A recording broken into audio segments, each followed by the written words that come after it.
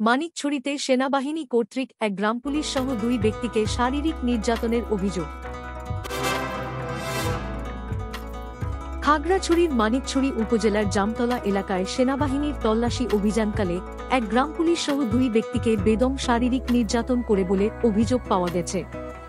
নির্যাতনের শিকার হওয়া ব্যক্তিরা হলেন গ্রাম পুলিশ সদস্য সাথই মার্মা ও মোটরসাইকেল চালক পাইলাপ্রু মার্মা।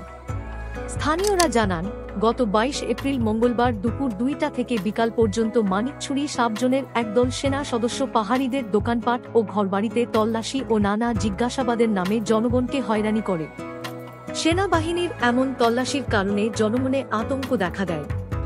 সেনারা দোকানে থাকা লোকজনের কাছ থেকে 2টি অ্যান্ড্রয়েড মোবাইল ফোন ও 2টি বাটন মোবাইল ফোন কেড়ে নেয় বলে অভিযোগ করেছেন স্থানীয়রা। তল্লাশি অভিযানকালে সেনাবাহিনীর সদস্যরা গ্রাম পুলিশ সদস্য সাথই মার্মা ও মোটরসাইকেল চালক পাইলাপ্রু মার্মাকে বেদম শারীরিক নির্যাতন করে।